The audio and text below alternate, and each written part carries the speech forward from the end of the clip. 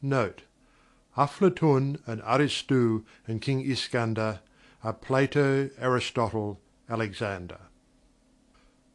Sultan Iskander sat him down On his golden throne in his golden crown, And shouted, "Wine and flute-girls three, And the captain, ho, of my ships at sea!"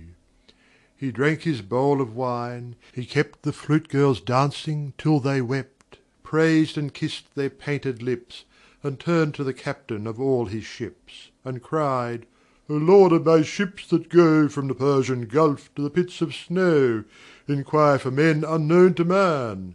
Said Sultan Iskander of Yoonistan, "Daroosh is dead, and I am king Of everywhere and everything, Yet leagues and leagues away for sure The lion-hearted dream of war. Admiral, I command you sail.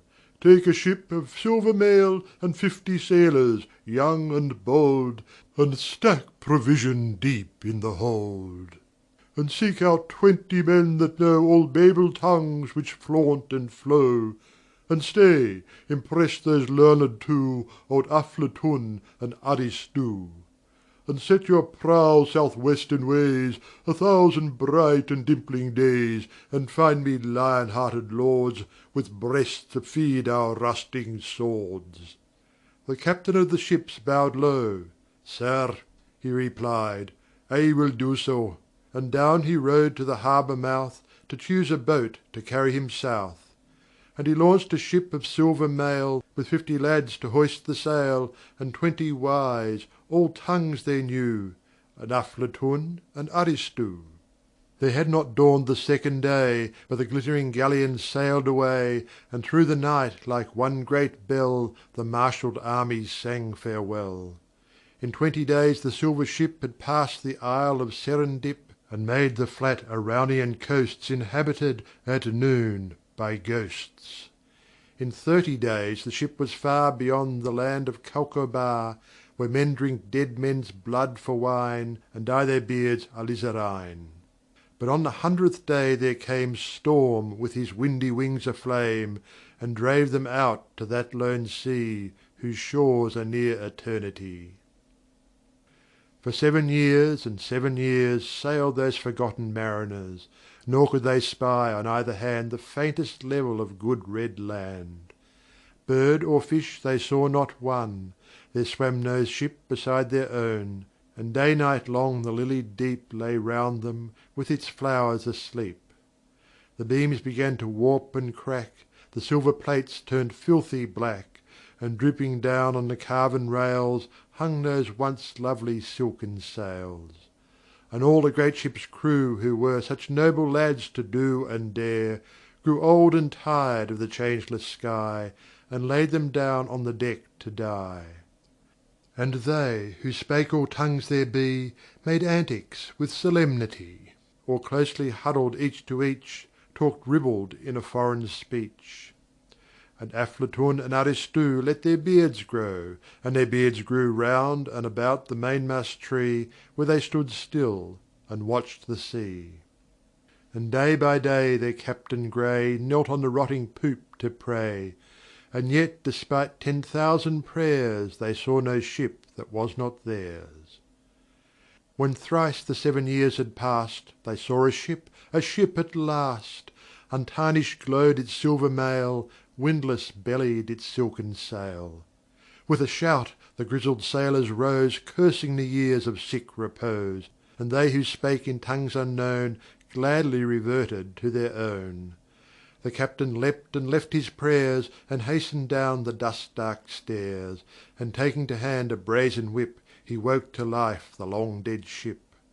But Aflatun and Aristu, Who had no work that they could do, Gazed at the stranger ship and sea, With their beards around the mainmast tree. Nearer and nearer the new boat came, Till the hands cried out on the old ship's shame, "Silken sail to a silver boat, We too shone when we first set float." Swifter and swifter the bright boat sped, But the hands spake thin like men long dead. How striking like that boat were we In the days, sweet days when we put to sea! The ship all black and the ship all white, met like the meeting of day and night, met, and there lay serene dark green a twilight yard of the sea between. And the 20 masters of foreign speech, of every tongue they knew, tried each. Smiling the silver captain heard, but shook his head and said no word. Then Aflatun and Aristu addressed the silver lord anew, speaking their language of Yoonistan, like countryman to a countryman. And "Whence," they cried, "O sons of pride, sail you the dark eternal tide? Lie your halls to the south or north? And who is the king that sent you forth?" "We live," replied that lord with a smile, "a mile beyond the millionth mile. We know not south and we know not north, and Sultan Iskander sent us forth." Said Aristu to Aflatun, "Surely our king, despondent soon, has sent this second ship to find unconquered tracts of humankind." But Aflatun turned round at him, laughing a bitter laugh and grim. "Alas," he said, "O Aristu, a white weak thin old fool are you. And does yon silver ship appear as she had journeyed 20 year? And has that silver captain's face a mortal or immortal grace? Theirs is the land, as well I know, where live the shapes of things below. Theirs is the country where they keep the images men see in sleep. Theirs is the land beyond the door, and theirs the old ideal shore. They steer our ship, behold our crew ideal, and our captain too. And lo, beside that mainmast tree, 2 tall and shining forms I see, and they are what we ought to be. Yet we are they, and they are we." He spake, and some young zephyr stirred. The 2 ships touched, no sound was heard. The black ship crumbled into air, only the phantom ship was there. And a great cry rang round the sky of glorious singers sweeping by, and calm and fair on waves that shone the silver ship sailed on and on.